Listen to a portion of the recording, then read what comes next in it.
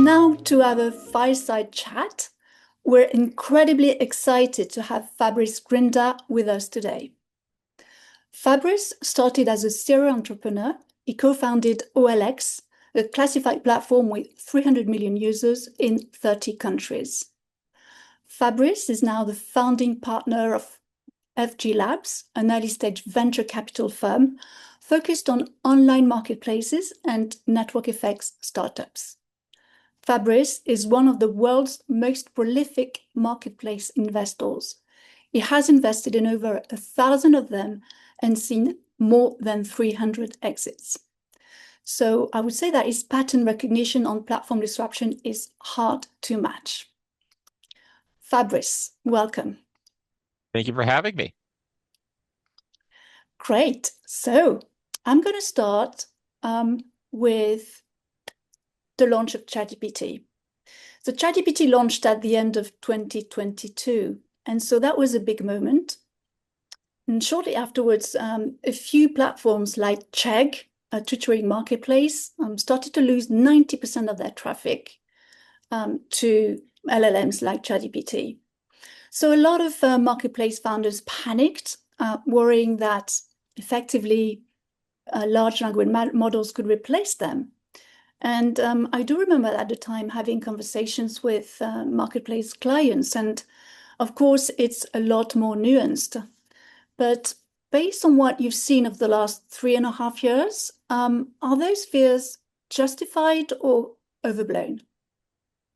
Overblown. I'm actually seeing more opportunity, meaning things you can do with AI to inflect your business and make it much better than I'm seeing threats. There are a few obviously counterexamples where, like Chegg, your supply can be replaced with the LLM, but they're far and few between, right? Like ChatGPT is not going to be delivering your DoorDash food order. Yeah. Excellent. So I do remember that when I worked at eBay, I learned a lot. I learned a lot about consumer behavior, and a lot of buyers on eBay browsed as a hobby in the hope of finding a bargain without searching for anything specific. And we also had other buyers who were looking for specific items, and so they would go to the search bar with a specific query. And then I guess there's also another kind of buyer, which is more about people who want to make a considered purchase, say an electric car, and they're really looking for information or, advice. So which of those segments is more vulnerable to disruption by AI, and which of those are more protected? Yeah. So first of all, most of the traffic falls in the first two categories. So if you go to Vinted, people are just browsing.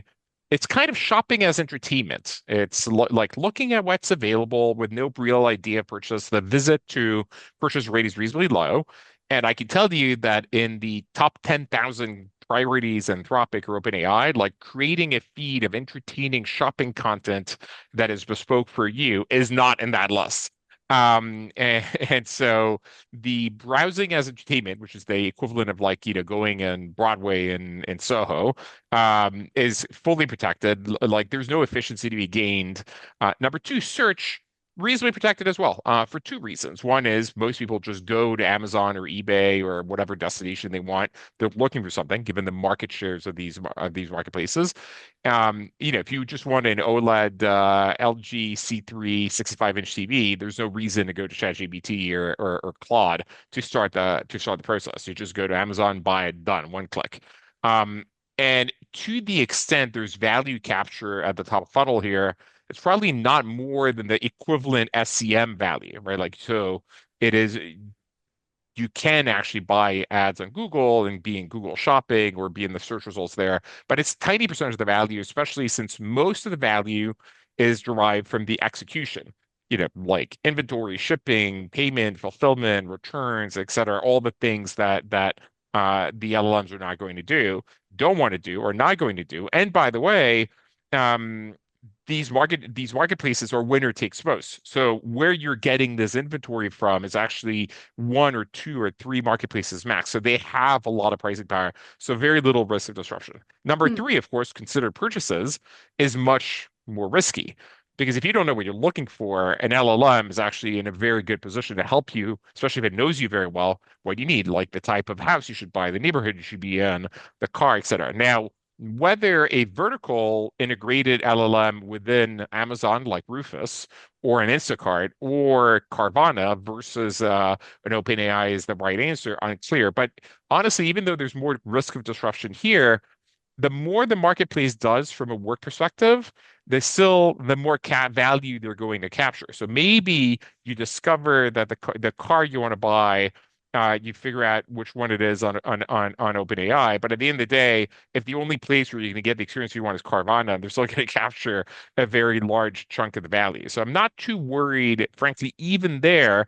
What matters more is what's the frequency of purchase, what's the average order value, how managed is the marketplace, how much work is the marketplace doing, and how fragmented the supply is, right? Like, so if I'm more worried for an Expedia where there's a few airlines that are essentially monopoly routes where I can imagine, just buy me whatever a ticket in New York to Miami, and there's not that many options, and the price and the LM could do it effectively. But things like DoorDash, where you have thousands of restaurants, you have thousands of delivery people. It's transactions every day, et cetera. There is zero world in which this gets disrupted by the LLMs. Yeah, great. And certainly when I was at eBay, we used to talk about the treasure hunting buyer. So someone who would browse for hours, with no specific purchase in mind. And that's a behavior that AI can't really replicate or replace because the value is in the browsing itself, not in the transaction, right? And that's the same with marketplaces like Vinted as well. So so it's a really nice segue into, what in your view are the key aspects of marketplace defensibility against AI? You mentioned a few already. Yeah, I mean, Do you the have a more framework managed, for yeah. this? Yeah. Yeah, so the more managed the marketplace is, the more work it does. If you're dealing with inventory, shipping, payments, returns, the better, right? Like, and if you think of three-sided marketplaces like DoorDash, where you have the consumers, the restaurants, and the delivery people, even better.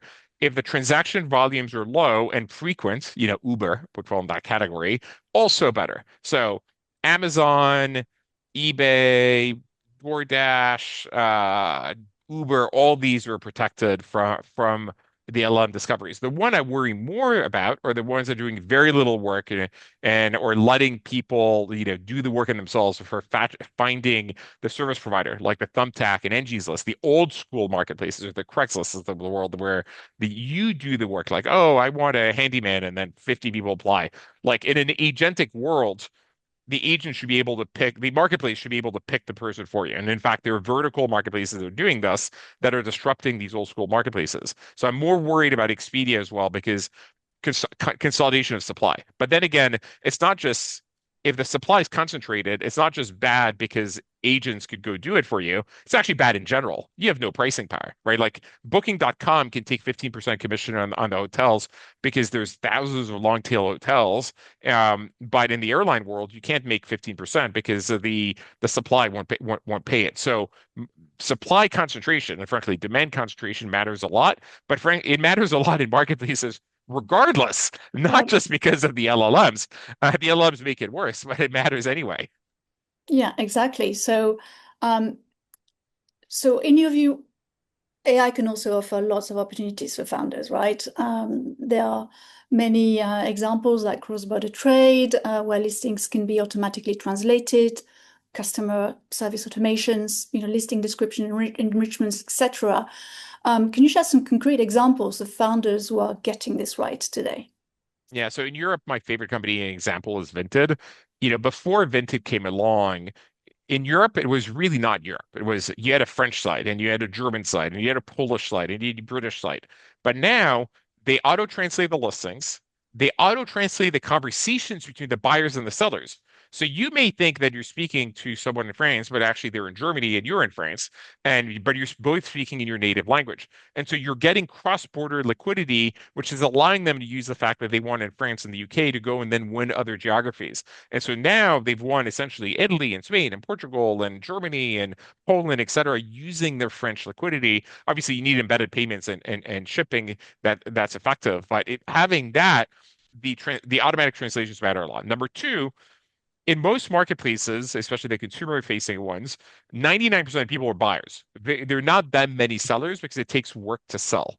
And now with AI, you make selling a lot easier. So the visit to listing rate is going up, right? If you imagine eBay, I need to go and take 20 photos. I need to write a title. I need to write a description. I need to select a category. I need to pick a price. That's a lot of work. With AI right now, you can just take one photo and boom, Vinted will say, okay, this is the item, this is the category, title, description, suggested price, and you can just say go. It increase so if you do these things, immediately you can get like a 20, 30% uplift in the number of listings. You can immediately get a 20, 30% uplift in transactions because of cross-border. And now we're seeing like Wallapop, which is a leading classified site in France. Oh, sorry, France and Spain is actually using cross-border to get demand from Italy and Portugal and France, and they're never going to win in these markets, but it's just incremental demand. We're investors in a company called Ovoco, which is car parts, and same thing. They're sourcing in Eastern Europe, they're selling in France. Even in B2B, we're in a company in France, in Europe, in Germany called Car and Sales, a B2B car marketplace, and um, they're now getting 20 to 5% of their transactions cross border, selling the cars that they've sourced in Germany and the rest of Europe. So and that's not even including the fact that you can integrate customer care agents, so you have a higher NPS, lower cost. Many of my companies have now 50% lower customer care costs than they did a year ago with higher NPS because they've integrated a product called Ace Waves, which is like a Sierra for marketplaces. And then, of course, you're improving programmer productivity by having all your programmers using Cloud Code, et cetera. That's great examples. Thank you, Fabrice. So you've advised marketplaces to embrace answer engine optimization and index themselves in LLMs to capture incremental traffic. We also do, and we even produced guides at Collective Intelligence for AI to encourage founders to embrace AEO and GSO, or generative search optimization. But you've also said that dominant marketplaces should resist or delay partnerships with LLMs to protect their data. Why is that? And how does a founder know which strategy applies to them?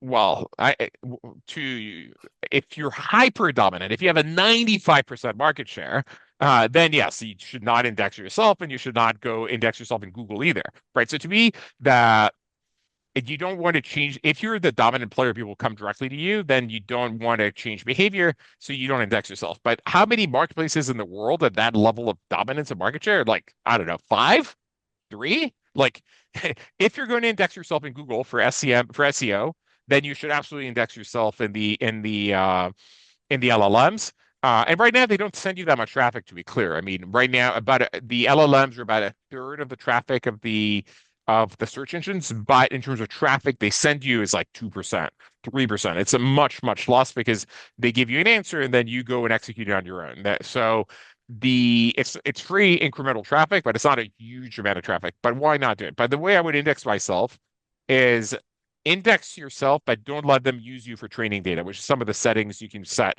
when you're being crawled by the LLMs. But no, the answer for 99.99% of marketplaces out there is absolutely index yourself on Google, get the free SEO, get the free AEO, be in Gemini, be in Claude, be on OpenAI. No reason not to. Okay. So you've invested in over 1,000 marketplace businesses and lived through multiple technology waves. So when you look at the history of technological revolutions, what pattern do you see playing out with AI? And what's the one thing founders consistently get wrong during those transitions? Yeah, during transitions, people overestimate the impact that the revolution has in the short term and underestimate it in the long term. So in the late 90s, people thought it was immediately get it during the bubble, everything is going to happen immediately. And in a way, they were right. Pets.com is Chewy, and the Webvan is Instacart. And so a lot of the ideas at the time, Cosmo is like DoorDash, but they all died because it took a lot longer. And we here are at the forefront technology, right? We're implementing, I have like 7 agents running that I'm coding on a permanent basis. I'm building more now than I've ever built in my entire life. And so we assume that these things are going to happen very quickly at a global level. And the reality is most of the economy is controlled by public services and governments, and large enterprise. When do I think that whatever the IRS is going to use AI to like be more efficient, maybe even pre-fill your form? When do I think that the DMV is going to use AI to make it much easier for you to get your driver's license replaced? Or large enterprise who are slow adopters, slow movers, who are currently they've hired consultants to have conversations about it. What should we do with AI? Like before this seeps into actual productivity data and real world changes. I mean, the thing is, because we hear all the forefront of AI implementation, we think it's happening extraordinarily fast. But if you look at the percentage of people in the world that are using Codex and Cloud Code and Cursor and doing really cool stuff with it, it's like 0.1% of like GPT users.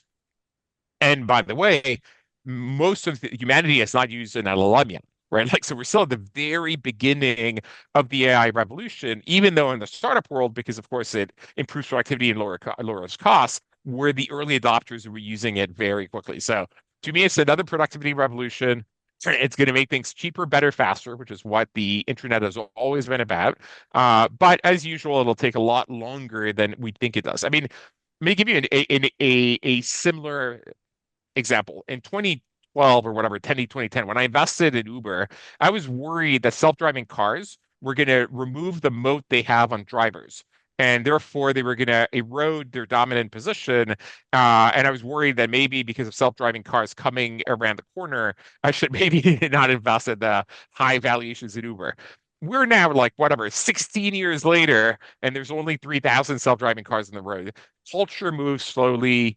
Policy moves slowly. Tech moves fast, but policy and culture move slowly. And so people are overestimating the impact it's going to have in the short term. And again, as usual, underestimating the impact it's going to have in the long term. Yes, so absolutely. And we forget sometimes that we live in a bubble. So each technology wave, from the steam engine, electricity, the internet, digital platforms, has brought big productivity gains in the long run. So, I think, we probably expect that with AI. What do you say to those who predict a job apocalypse and a collapse of society? Oh yeah, completely wrong. It's always the Malthusian concerns and Luddite concerns are completely wrong. I mean, will the job change it? Will there be job losses? Yes, but there's always been more job created than job loss. And this time is different. It's never been true, and I'll explain why I don't think it's going to be true this time either. But imagine we go back 200 years. We're in 1826. We have a life expectancy of 29. We're all living on less than $1 a day. We're all in extreme poverty. We're all farmers, and we're working 80 hours a week, going hungry multiple times a year. Now let's go, and then we start having things like the loom, and we start automizing and automating agricultural production. And a lot of farmers were against it, like, oh my God, we're going to do? We're going to no longer be able to have jobs. And lo and behold, today we have 2% of the population in agriculture producing more food than ever before. And they all found jobs. And actually, because productivity increased, wages increased. The number one driver of wages is actually productivity, and it also drives how many hours a week we work. So if I go back to 1926, then we're life expectancy of 53. We're working about 55 hours a week. We're now working 6 days a week, and half farmers, half factory workers. And again, automation, we became white collar workers. Now let me go back to 2000. Let's say I took a time machine from today to 2000, and we were having this conversation. And I told you guys in 2000, you know what? I just came back from 2026. The top four job categories of 2000 have no longer exist. There are no more red bank tellers. There are no more travel agents. All of car manufacturing has now been automated and done by robots. And 1 trillion of small local retail has been decimated and gone online, and it's on e-commerce. Please now describe to me the economic conditions of 2026. And people would be like, oh my God, Great Depression, high unemployment, et cetera. We have higher employment, lower unemployment, 2x the GDP per capita now that we had then, and we work few hours. And same thing, like in 2012, 13, when people were worried about the self-driving cars, they're like, oh, top job category in the US, 4.8 million is truck drivers. They're going to go to zero. What are they going to do? What are they be retrained as, et cetera? And we're now 14 years later. First of all, none of these jobs have disappeared yet. Now, undoubtedly they will, but these things take a lot longer than people think. And also, people don't realize what the elasticity of demand is at lower prices. People a year ago were like, oh my God, job apocalypse, there will be no more need for programmers. AI will code everything itself. Well, it turns out when the cost of coding goes down, the demand for coding goes up more, such that there are more open jobs for programmers today than there were a year ago. And so now the elasticity of supply and demand is such that not every category will be like that. If things get cheaper, um, more jobs will be created. Sometimes there will be, sometimes there won't. But I have zero worry about the fact that new great, amazing jobs will be created. And by the way, the jobs we're eliminating are jobs that humans should not be doing, right? We should not be like doing like moving packages or driving cars or carrying boxes and doing repetitive manual tasks that are better done by robots and AI. Okay, yes, and the same is happening to radiologists as well. They're getting more and more work because it's cheaper to get a radio that is reviewed by AI, but the radiologist still needs to be there to effectively sign and make sure that the diagnostic is correct. So, what does that expanded future look like to you? In the world of AI, not just for marketplaces, but for society more broadly. Yeah, so as in most of these disruptions, there's periods of dislocation, and I'm sure there would give me moment. I mean, right now we're at peak AI fear. By the way, every technology revolution is light of fear. When the bicycle was invented, people thought that it was going to lead to the fraying of moral values because women were going to be able to go and have affairs because they were not going to be stuck in their home anymore. And so the press had like horror stories of like bicycles like destroying the fabric of society and people like dying in accidents, etc. When the radio was invented, the same thing happened. When the TV was invented, the same thing happened. When rock and roll, when the internet was invented, with thing and with social media. Now the same thing on AI. We're at peak AI. Now I'm actually beyond bullish, even though there's going to be a period of disruption, and we're also in a reasonably high peak geopolitical uncertainty and a populism ebbs and flows, and it's been flowing of late. But there are a number of interesting trends that are happening. So first of all, solar continues to become cheaper every year to the point that this is the first year the solar in the production of the, I mean, a decade ago, solar as a percentage of energy production was like 0.1% in the US. The most optimistic forecasts were like, oh, it'll be in a decade like 1%. We're now at 12.7%. It's overtaking coal. And it keeps getting cheaper and cheaper and cheaper. And so we're getting to the point where, frankly, most of the new capacity being added globally is going to be solar.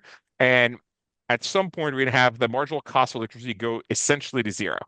And batteries are also becoming cheaper. So solar divides by 10 in cost per decade. So it's divided by 100 in the last 20 years. Same thing is happening with the batteries. And now batteries plus solar is getting so cheap that it is being added kind of everywhere. And I can see a world where by 2040, we've basically already moved most of our energy production to carbon neutral. Because all the cars are also being produced or becoming electric. I mean, the US is a laggard on this, but the electricity stack is happening everywhere else, where like 50% of the new cars sold in China were electric, 99% in like Norway, 75% in Denmark. Within a decade, like 100% of the cars sold will be electric, and so within 20 years, 100% of the cars of the world will be electric. So we're going to actually deal with the. I mean, we've already emitted so many greenhouse gases. We have some warming in store, but we will no longer be emitting net new carbon emissions from electricity production and transportation within whatever 20, 30 years. And wonderful things happen when you start getting a world of abundance of electricity. Once it's free, kind of the same way that computing, now that it's massively free, we're using it for things like video games, like whatever. All these constraints people think we have go away. Like, or like, oh, we no longer have fresh water. Well, that's not true. 70% of the earth is water. If you have infinite free electricity, you can desalinate, and then you have infinite fresh water. If you have infinite fresh water, then you can grow crops in the desert and you can have vertical farms. So vertical cost of food goes to zero. So we are heading towards a world of abundance. Now it's going to take whatever 100 years, but let's say I go to 2100. Can I imagine a world where we're all working 20 hours a week to have a quality of life that's unimaginable to not only the kings of yesteryear, but the people in the present today. And where everyone, and the main challenge is going to be, okay, if we're no longer struggling to survive, what is our purpose? And so the defining, I think, role of the 21st century and challenge is going to be, okay, and I suspect the big chunk of the mental health crisis we're facing today is actually a crisis of prosperity. In a world where you're no longer struggling to survive and you can self-actualize, you need to figure out what are your purposes if you're no longer in a way needed to put food on the table for your kids and get a roof over your head, and all those things are going to be provided. So we're headed for a world of prosperity. And the challenge is going to be figuring out, what we do with said prosperity and how do we find purpose in world prosperity. But I think it's going to be a fun, interesting challenge, and better than like having to struggle to survive. Well, thank you, Fabrice. Let's now open the floor for questions, and I've been looking through the chat. There's one question which is directly related to what you've just said, so I'm going to start with this one. It's a question from Bérangère. She's asking, what are you excited about for humanity with all this time back? In which area of the human experience would you invest on the very long term? Yeah, so if you think of like if you look at Star Trek: The Next Generation, which is like an optimistic piece of media in the 1990s, uh, where there's no currency in that world, and I suspect we will still have currency because there'll still be some constraints. People do things for the fun of it, right? Like you want to grow wine, or you want to become a starship captain, or an engineer, or a painter, or whatever. But I'm very excited for the fact that people will do roles that make more sense for humans to do, right? Like if I take Socrates from 2,500 years ago and I bring him to the world of today, there's very little of this world that he's going to recognize.